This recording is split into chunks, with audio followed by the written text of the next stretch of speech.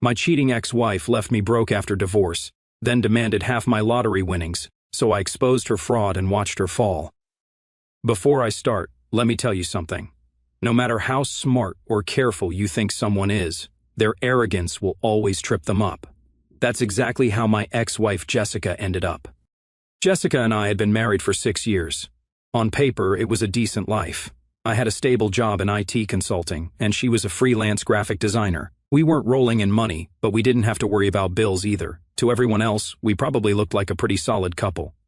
But let me tell you, I wasn't about to end up one of those guys who finds out years later that they've been played for a fool. I started noticing little things. Jessica's schedule got weird. She'd suddenly have client meetings in the evenings or take hours to run errands. She started dressing up a lot more. Heels, makeup, the whole deal. Even if she was supposedly just meeting a client for coffee. And her phone? That thing was practically glued to her hand, but she'd never leave its screen up on the table anymore. I wasn't the kind of guy to jump to conclusions, but I'm also not an idiot. Something wasn't adding up. I decided to test the waters. One night, I casually asked her how her day went, what her client wanted, and so on. She gave me the vaguest answers, then quickly changed the subject. It was like she couldn't get out of the conversation fast enough. I didn't push it, but I wasn't letting it slide either. Over the next few weeks, I started paying closer attention. She'd leave the house to work at odd hours but didn't bring her laptop. Her social media started looking more like a single woman's profile, posting selfies, vague captions about freedom and happiness, that sort of thing. The turning point came one evening when she left her laptop open. I wasn't looking for anything, I was just moving it out of the way. But when I picked it up, I saw a message notification pop up. She had her iMessage linked to her laptop from some guy named Kyle. Last night was amazing. Now, I could have gone nuclear right then and there, but I didn't. I'm a planner by nature, and I wasn't about to give her the chance to twist the story. Instead, I opened the text. Sure enough, it was exactly what I thought it was. A whole thread of messages between her and Kyle going back 2 months. They talked about everything, how they'd met at a yoga class, their secret meetups, and even how she was planning to leave me once the time was right. I wasn't just mad, I was focused. I forwarded the messages to myself, screenshotted everything, and made a folder full of evidence. I wasn't going to give her an inch of wiggle room. The next day I called a lawyer. I laid out the situation, showed him what I had, and asked what my options were. He told me it was going to be a fight, especially since we didn't have a prenup. But with the evidence I had, we had a solid case for divorce on the grounds of infidelity. When I finally confronted Jessica, I didn't yell or lose my temper. I just showed her the messages and said, "So when were you planning on telling me?" She froze for a split second. She tried to deny it, but the evidence was too damning. Then she switched tactics, blaming me for not being attentive enough or making her feel appreciated. I shut that down real quick. This isn't about me. It's about you, and you know it. We're done. That's when the real battle began. Jessica wasn't about to let me walk away without paying for it. She lawyered up and came after me for everything she could get. Half my savings, the house, the car, even part of my retirement. Her argument?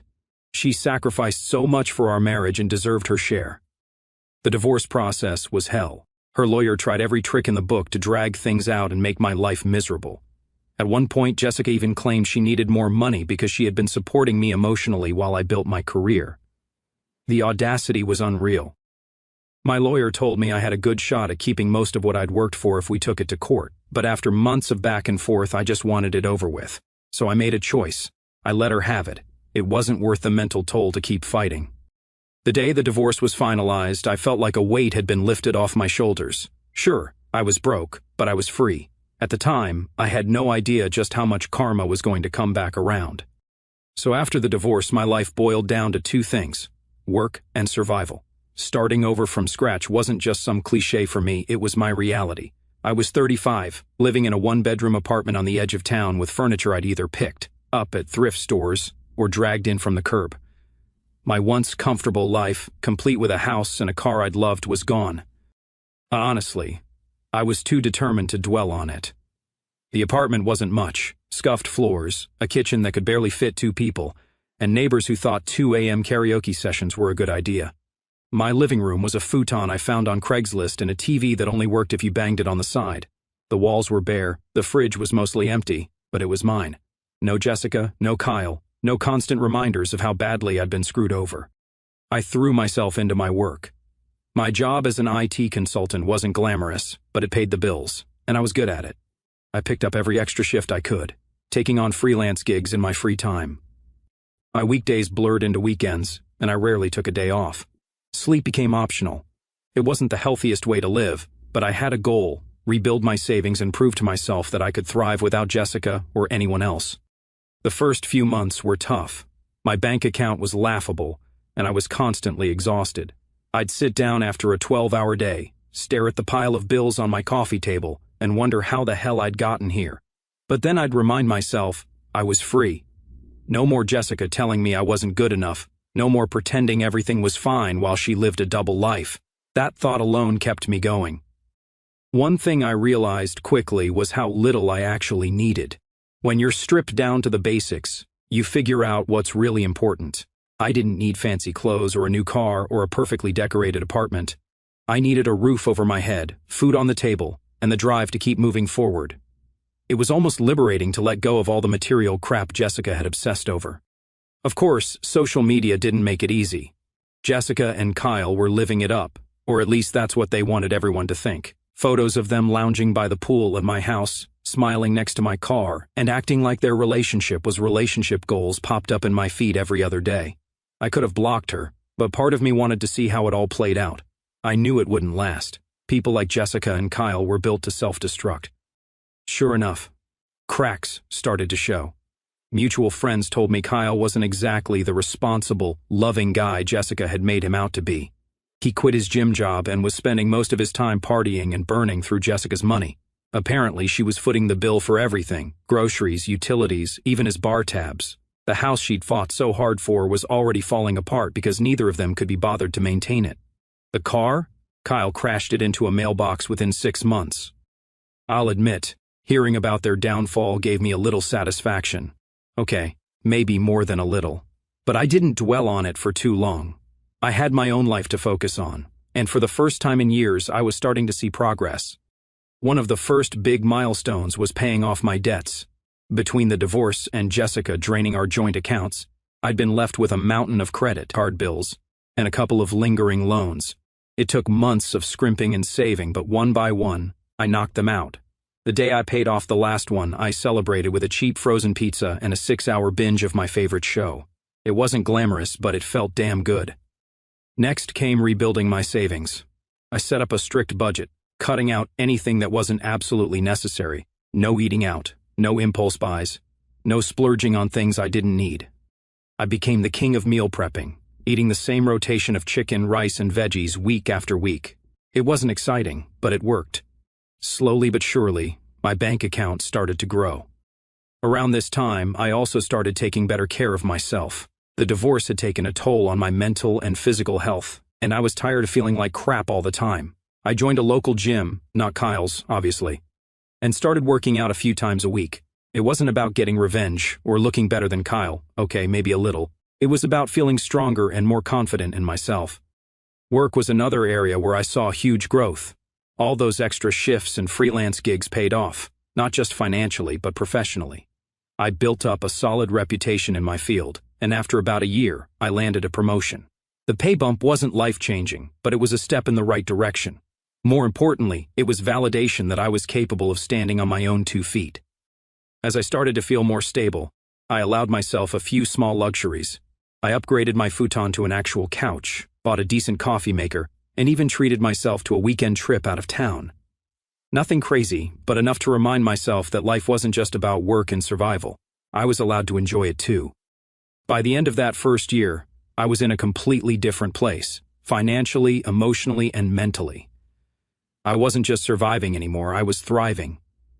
Jessica and Kyle, not so much. From what I heard, Kyle had drained Jessica's savings, maxed out her credit cards, and left her high and dry. She lost the house, the car, and pretty much everything she'd taken from me. Karma works fast sometimes. But honestly, I didn't care about them anymore. My focus was on myself and the life I was rebuilding. I wasn't rich or living some dream life, but I was happy, and that was more than enough for me. I'd learned that I didn't need Jessica, a fancy house, or a flashy car to feel successful. All I needed was my own drive and determination. The best part? I did it all without Jessica's drama or toxicity dragging me down. For the first time in years, I felt like I was in control of my own life, and that feeling was worth every struggle I'd been through to get there. One Friday after work, I was running errands and stopped at a gas station to fill up my car. I was standing in line to pay for a soda when I noticed a bright display of lottery tickets next to the register. Normally, I wouldn't give those a second glance. I wasn't the kind of guy to waste money on long shots, but for whatever reason I thought, why not, and grabbed a ticket. I stuffed it in my jacket pocket and didn't think about it again. The weekend came and went, and the ticket was all but forgotten. A few days later, I was scrolling through my phone while eating dinner and saw a headline about an unclaimed lottery jackpot. The winning ticket was sold at a gas station in my city. My heart skipped a beat. I jumped up, rummaged through my jacket, and pulled out the crumpled ticket. I wasn't expecting anything. It was just a silly impulse buy after all. But when I pulled up the numbers and compared them, I nearly dropped my phone. Every single number matched. I sat there for what felt like an eternity, staring at the ticket and refreshing the website to make sure I wasn't seeing things. This kind of thing didn't happen to people like me. I mean, who actually wins the lottery? The next morning, I took the ticket to the lottery office to confirm it. They ran the numbers, and sure enough, it was real. After taxes, I was looking at about $10 million. $10 million. My brain couldn't even process it at first. I didn't tell anyone. I didn't want to be that guy who blows it all on stupid stuff and ends up broke in a year. I did some research and hired a financial advisor and an attorney before claiming the prize. They helped me set up a trust, which allowed me to claim the money anonymously. It was the best decision I could have made. Once the money hit my account, I sat down and made a plan. I didn't want to be one of those stories you hear about, the lottery winner who loses everything because they went wild. My advisor helped me put the bulk of it into investments and high-yield accounts. I wasn't going to touch that money unless I absolutely needed to. I did allow myself a few upgrades, though. First, I moved out of my tiny apartment and bought a modest house in a quiet neighborhood. Nothing extravagant, just a 3-bedroom place with a nice yard and plenty of space. It felt good to have a home that was mine and mine alone. Next, I replaced my beat-up old sedan with a new, reliable car. Again, nothing flashy, just something comfortable and dependable that wouldn't break down on me. I also bought a few nice things for the house. After years of sleeping on secondhand furniture, it felt like a luxury. But that was it. No extravagant vacations, no designer clothes, no fancy watches. I didn't need any of that. What I needed was peace of mind, and for the first time in years I had it. The weirdest part about winning the lottery wasn't the money itself, it was the freedom that came with it. I didn't have to stress about bills or work overtime just to get by. I could breathe. That kind of security is something I hadn't felt in a long time, and it completely changed my perspective. I also decided to give back in small ways. I donated to a few local charities and helped out some friends who were struggling. Nothing that would put a dent in my savings, but enough to make a difference in their lives. It felt good to share my good fortune without making a big show of it. For the most part, I kept my win under wraps. I told my best friend Mark because I trusted him completely, but I didn't even tell my extended family. People act weird when they find out you have money, and I wasn't about to invite that kind of chaos into my life. Life after the win was quiet and simple, just the way I liked it. I still worked part-time as a consultant, mostly because I enjoyed it and wanted to keep busy. I spent my free time fixing up my house, going to the gym, and enjoying my newfound stability. Winning the lottery didn't make me a different person. It didn't solve all my problems or magically make my life perfect, but it gave me the chance to start over on my own terms. And for that, I was grateful. Little did I know, my past wasn't quite as far behind me as I thought.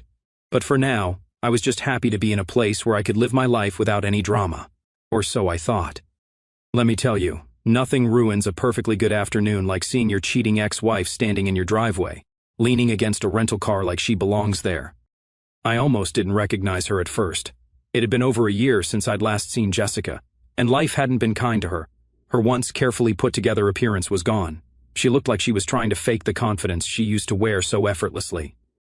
This wasn't the first time I'd heard from her recently. A couple of weeks before, she'd sent me a random Facebook message. Just a simple, "Hey Ethan, how have you been?" I didn't even bother to respond. After everything she put me through, the last thing I wanted was to open that door again. Then came the calls. Unknown numbers ringing at odd hours. I ignored them all, figuring it was probably her. The thing about Jessica is she doesn't give up easily, especially when she thinks there's something to gain. Turns out I was right, so there she was, uninvited and unwelcome, flashing me a smile like we were old friends. I didn't even bother with pleasantries. I opened the door just far enough to step outside and block her view of the house. "Jessica, what do you want?"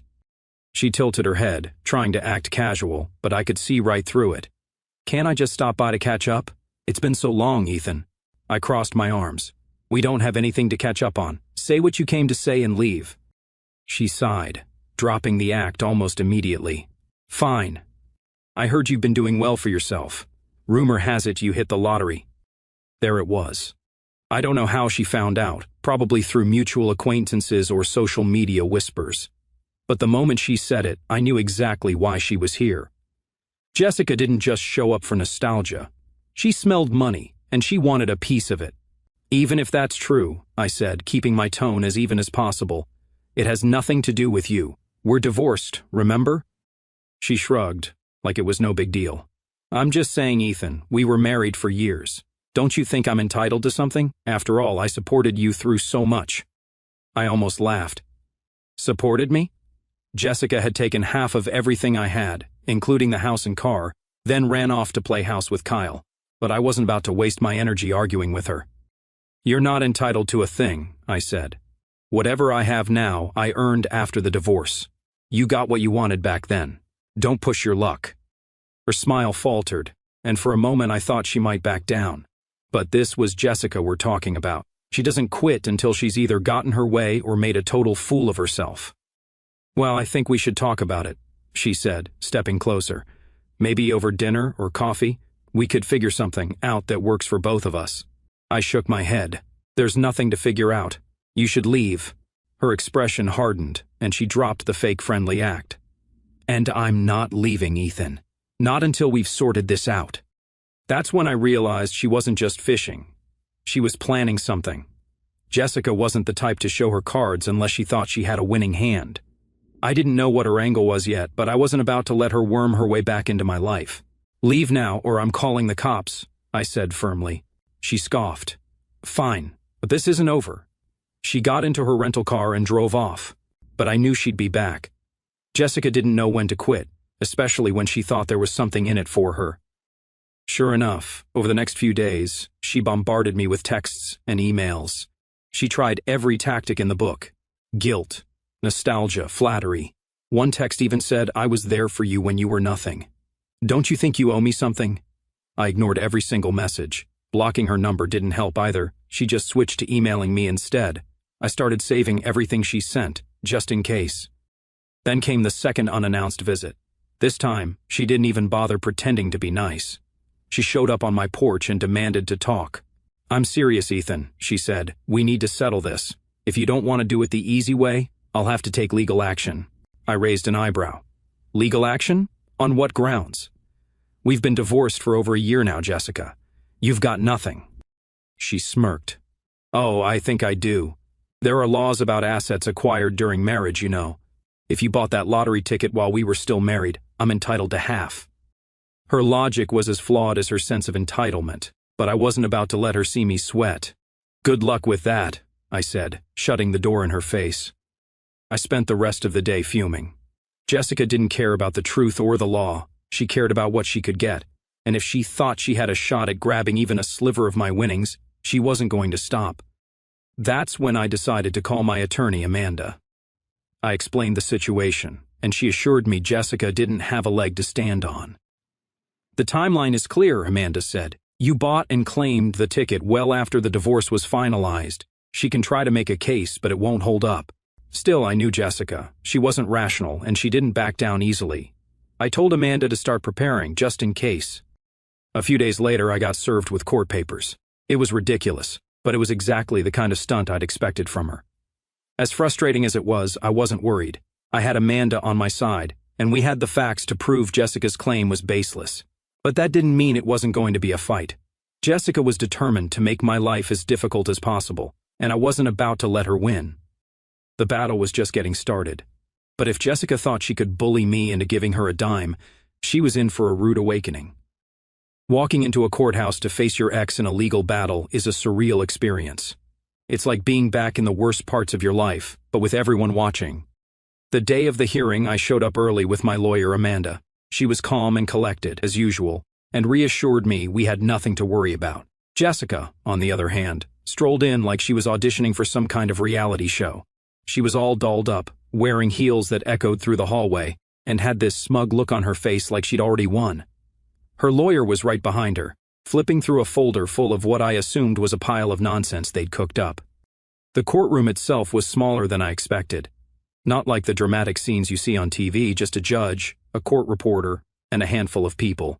Jessica sat on one side of the room with her lawyer, and I sat on the other with Amanda. The judge opened by reviewing the basics of the case. Jessica's claim was that my lottery winnings were marital assets I had hidden during the divorce.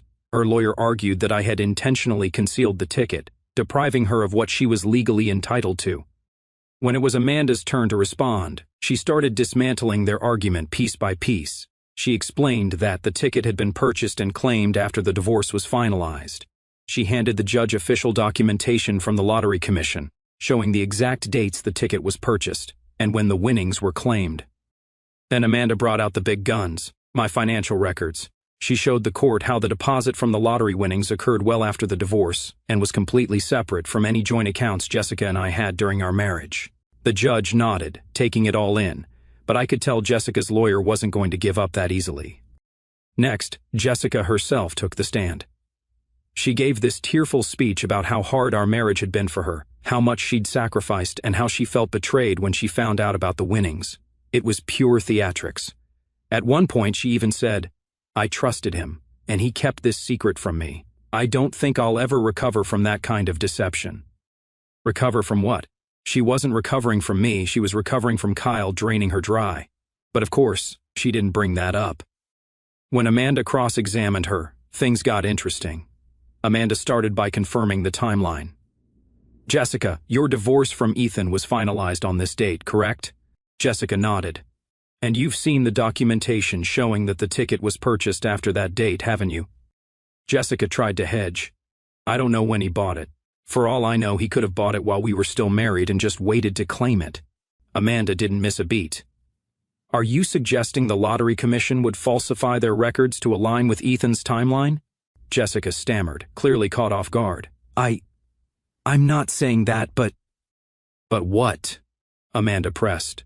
"The evidence is clear. You've seen it yourself. There is no overlap between your marriage and the lottery winnings, isn't that correct?" Jessica had no choice but to admit it. "Yes," she muttered, her voice barely above a whisper. Amanda didn't stop there. She pointed out how Jessica had received a significant settlement in the divorce, including the house, the car, and a portion of my savings.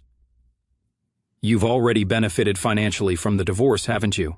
Jessica tried to play the victim again, claiming she'd been forced to use that money to survive after the divorce. Amanda didn't bite. "So, you're asking this court to award you additional money, despite having no legal claim to it, simply because you spent through your settlement?" The courtroom was silent. Even Jessica's lawyer looked like he was regretting taking her case. When it was my turn to speak, I kept it short and to the point. I told the judge about the timing of the ticket purchase and how I'd gone through all the proper channels to claim the winnings. I explained how I tried to move on with my life after the divorce and how Jessica had shown up out of nowhere demanding money she had no right to. The judge listened carefully, then asked both sides if they had any final arguments. Jessica's lawyer gave some half-hearted speech about marital contributions and moral obligations, but it was clear he didn't have much to work with. When the judge finally delivered his decision, I felt like a weight was lifted off my shoulders. He dismissed Jessica's case as baseless and warned her against filing frivolous lawsuits in the future. He even went so far as to reprimand her lawyer for bringing such a weak case to court. Jessica looked furious. Her face turned red, and she clenched her jaw so hard I thought she might break a tooth. I half expected her to start screaming right there in the courtroom, but she held it together, barely. The whole ordeal had been stressful and unnecessary, but in the end, justice was served.